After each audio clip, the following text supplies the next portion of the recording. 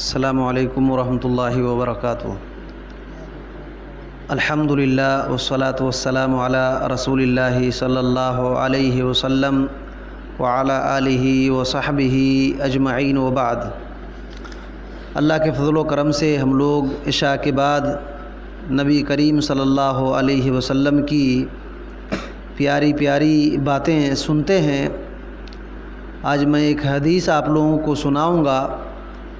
امام بخاری رحمۃ اللہ علیہ نے اس حدیث کو اپنی صحیح کے اندر، اور امام مسلم رحمۃ اللہ علیہ نے بھی صحیح مسلم کے اندر اس کو ذکر کیا ہے۔ حضرت ابو موسیٰ الاشعری رضی اللہ تعالی عنہ بیان کرتے ہیں کہ رسول اللہ صلی اللہ علیہ وسلم نے فرمایا، مثل ما بعثنی اللہ بہ من الہدی والعلم کمثل غیث اصاب ارضا۔ آپ صلی اللہ علیہ وسلم نے فرمایا کہ اللہ تعالیٰ نے جس ہدایت اور جو علم مجھ کو دے کر کے بھیجا ہے، اس کی مثال اس بارش کی طرح ہے، جو تیز بارش ہوتی ہے اسی بارش کی طرح ہے جو زمین پر پڑتی ہے۔ اب سوچیے، حدیث پر غور کیجیے۔ ہمارے نبی صلی اللہ علیہ وسلم نے کیا فرمایا کہ اللہ تعالیٰ نے جو ہدایت اور جو علم دے کر مجھ کو بھیجا ہے، اس ہدایت اور علم کی مثال اس بارش کی طرح ہے جو تیز بارش ہے اور زمین پر پڑتی ہے۔ اور پھر فرمایا کہ زمین جو ہے، کچھ زمین ایسی ہیں جو پاک صاف زمین ہے، پاک صاف زمین ہے، یہ زمین بارش کے پانی کو قبول کر لیتی ہے، پی لیتی ہے، ٹھیک ہے۔ اور جب پانی اس زمین کے اندر چلا جاتا ہے تو وہ زمین کیا کرتی ہے، وہ گھاس سبزی وغیرہ زمین اگا دیتی ہے، اور اس وجہ سے فائدہ پہنچتا ہے، لوگوں کو فائدہ پہنچتا ہے۔ یہ ایک قسم کی زمین ہو گئی ہے۔ دوسری قسم کی زمین، آپ صلی اللہ علیہ وسلم نے کہا کہ کچھ زمین ایسے ہیں جو پانی کو ٹھہرا کر کے رکھتی ہے، پانی کھینچ نہیں لیتی بلکہ پانی کو ٹھہرا کر کے رکھتی ہے، اور پھر اس پانی کے ذریعے سے اللہ رب العالمین لوگوں کو فائدہ پہنچاتا ہے۔ لوگ اس پانی سے پیتے ہیں اور پلاتے ہیں، اپنے جانور وغیرہ کو پلاتے ہیں اور اپنے کھیتی باڑی کی سینچائی کرتے ہیں، ٹھیک ہے۔ یہ دوسری قسم کی زمین ہے۔ دوسری قسم کی زمین پر غور کیجئے کہ زمین پورے پانی کو پی نہیں لیتی ہے بلکہ ٹھہرا کر رکھتی ہے، اور لوگ اس سے فائدہ اٹھاتے ہیں، اپنے پیتے ہیں، جانوروں کو پلاتے ہیں اور کھیتی باڑی میں کام لگاتے ہیں۔ تیسری قسم کی زمین کہتے ہیں کہ ایسی زمین ہے کہ پانی پیتی بھی نہیں ہے اور ٹھہراتی بھی نہیں، ٹھہراتی بھی نہیں، وہ پانی بہہ کر کے ادھر ادھر چلا جاتا ہے، تو اور اس وجہ سے نہ وہ گھاس وغیرہ سبزی اگاتی ہے اور نہ اس سے لوگ نفع اٹھاتے ہیں۔ آپ صلی اللہ علیہ وسلم نے یہ زمین کی تین قسم بیان کرنے کے بعد کہا، فَذَلِكَ مَثَلُ مَنْ فَقِهَ فِي الدِّينِ فِي دِينِ اللَّهِ۔ یہی مثال ان لوگوں کی ہے جو لوگ اللہ کے دین میں تفقہ حاصل کرتے ہیں۔ اللہ رب العالمین کے دین میں تفقہ بولے تو دین کو سمجھتے ہیں، دین کو سمجھتے ہیں۔ اللہ رب العالمین جو چیز مجھ کو دے کر کے بھیجا ہے، اس چیز کے ذریعے سے ایسے لوگوں کو فائدہ دیتا ہے۔ یہ کون لوگ ہیں؟ فَعَلِمَ وَعَلَّمَ، اس علم کو سیکھتا ہے اور دوسرے کو سکھاتا ہے، اس علم کو سیکھتا ہے اور دوسرے کو سکھاتا ہے۔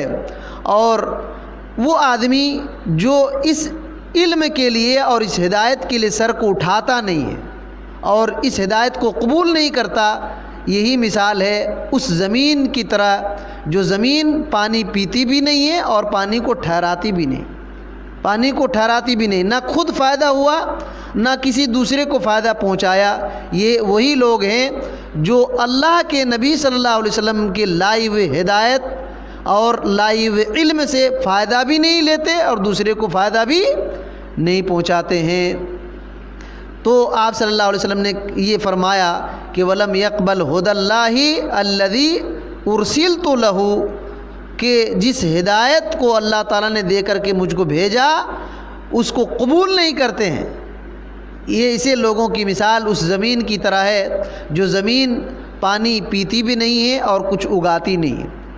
اب اس حدیث میں غور کریں، اس حدیث کے اندر بہت ساری علمی نقطے معلوم ہوتے ہیں، لیکن ایک دو بات موٹی موٹی میں آپ کو بتانا چاہوں گا۔ دیکھیے، محمد الرسول اللہ صلی اللہ علیہ وسلم کو اللہ تعالیٰ نے علم دے کر کے بھیجا اور ہدایت دے کر کے بھیجا، علم اور ہدایت دے کر کے بھیجا، تو اس علم کو سیکھنا پڑے گا، اس ہدایت کو قبول کرنا پڑے گا، تبھی آپ صلی اللہ علیہ وسلم کے راستے پر چل سکتے ہیں۔ تعجب ہوتا ہے کہ کتنے ہم میں سے لوگ ایسے ہیں جو یہ کہتے ہیں کہ ہم اللہ کے نبی صلی اللہ علیہ وسلم کو مانتے ہیں، جانتے ہیں، لیکن آپ صلی اللہ علیہ وسلم نے جو طریقہ لایا ہے، ہدایت اور جو علم لایا ہے، اس سے بھاگ رہے ہیں، اس سے دور ہو رہے ہیں۔ اب یہ بندہ جو آپ صلی اللہ علیہ وسلم کے طریقے سے بھاگ رہا ہے، وہ کیسے عمل کر سکتا ہے؟ آپ خود سوچیں، کیسے عمل کر سکتا ہے؟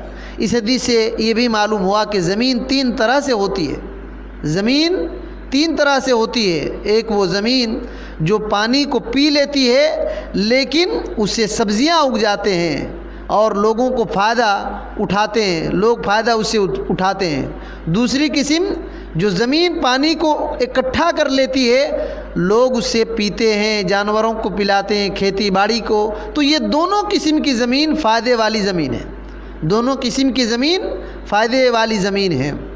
اور تیسری قسم کی زمین نہ خود فائدہ اٹھاتی ہے، نہ کسی دوسرے کو فائدہ پہنچاتی ہے، یہ بیکار زمین ہے، یہ چٹیل میدان ہے، بیکار زمین، پتھریلی زمین، اونچی زمین، پانی بہہ کر نکل جاتا ہے۔ یہ وہ لوگ ہیں جو محمد الرسول اللہ صلی اللہ علیہ وسلم کے لائے ہوئے علم کو سیکھتے بھی نہیں اور ہدایت کو قبول بھی نہیں کرتے، ہدایت کو قبول بھی نہیں کرتے۔ شیخ صالح عثیمین رحمۃ اللہ علیہ نے بڑا بہترین مثال دیا، کہا کہ وہ زمین جو پانی کو پی لیتی ہے اور پھر اناج اگاتی ہے، سبزیاں اگاتی ہے، لوگ فائدہ اٹھاتے ہیں، یہی مثال اہل حدیث علماء کی ہے۔ بات سمجھ میں آ رہی ہے؟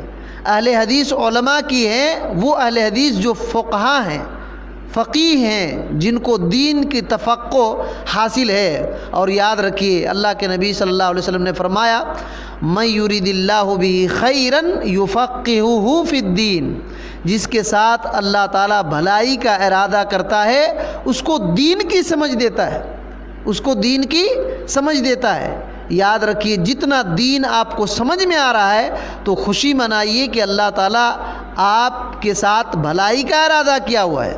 امام ابن باز رحمۃ اللہ علیہ کہتے تھے، جس کے پاس جتنا اللہ تعالیٰ نے جس کو جتنا علم دیا ہے، گویا کہ اتنا زیادہ اللہ تعالیٰ اس سے محبت کرتا ہے۔ صحیح علم آ رہا ہے، باتیں سمجھ میں آ رہی ہے تو سمجھنا چاہیے کہ اللہ تعالیٰ میرے ساتھ خیر کا معاملہ کیا ہے۔ اور جس کو دین کی باتیں سمجھ ہی میں نہیں آ رہی ہے، بڑی بڑی باتیں، بہت کچھ دنیا کی باتیں سمجھ میں آ جاتی ہے، لیکن دین کی باتیں سمجھ میں نہیں آ رہی۔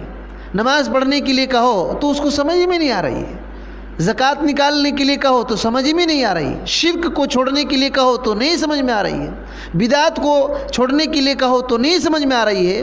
تو یاد رکھیے کہ بہت بڑے خسارے میں اور نقصان میں پڑا ہوا بندہ ہے، بہت بڑے نقصان میں ہے۔ اچھا، دوسری قسم کے لوگ جو ہے وہ زمین جو پانی کو اکٹھا کر لیتی ہے، شیخ صالح عثیمین رحمۃ اللہ علیہ کہتے ہیں یہ حدیث کے راویوں کی مثال ہے۔ دیکھیے، حدیث کے راوی کیا کرتے ہیں؟ حدیثوں کو یاد کرتے ہیں، حدیثوں کو یاد کرتے ہیں اور دوسرے تک پہنچا دیتے ہیں۔ دوسرے راوی جو حدیث میں چین ہوتا ہے نا، سلسلہ چین ہوتا ہے، جس کے بارے میں یہ کہا گیا ہے کہ دین جو ہے نا چین سے آیا ہوا ہے، یہ ہم تک جو علم پہنچا ہے چین سے آیا ہوا ہے۔ نبی کریم صلی اللہ علیہ وسلم نے جب کوئی بات فرمائے ہیں تو صحابہ کرام نے لیا، صحابہ کرام نے جو کہا تابعین نے لیا، اس طرح ہم تک یہ دین حفاظت کے ساتھ پہنچا ہے۔ تو یہ جو صحابہ کرام، تابعین، اتباع التابعین حدیثوں کو یاد کرتے تھے، یہ وہ لوگ ہیں کہ انہوں نے جس طریقے سے زمین پانی کو اکٹھا کرتی ہے اسی طریقے سے حدیثوں کو، علم کو جمع کیا اور دوسرے لوگ اس سے لیتے گئے. تو کتنے خوش نصیب وہ ہیں، کتنے خوش نصیب وہ ہیں. تو یہ ہم کو دیکھنا چاہیے کہ ہم اللہ کے نبی صلی اللہ علیہ وسلم کے لائے ہوئے علم کو کتنا سیکھ رہے ہیں، کتنا دلچسپی ہے، اور آپ کی ہدایت کو کتنا قبول کر رہے ہیں، کتنا قبول کر رہے ہیں. بڑا افسوس ہوتا ہے کہ اکثر لوگ علم دین سے بھاگتے ہیں، ہدایت سے بھاگتے ہیں، گویا کہ محمد الرسول اللہ صلی اللہ علیہ وسلم کے لائے ہوئے دین اور شریعت سے بھاگ رہے ہیں. ان کو کبھی بھلائی نہیں ملے گی. یاد رکھیے آپ صلی اللہ علیہ وسلم کو ہم لوگوں نے پیغمبر مانا ہے اور اللہ تعالیٰ نے ان کو علم اور ہدایت دے کر کے بھیجا ہے.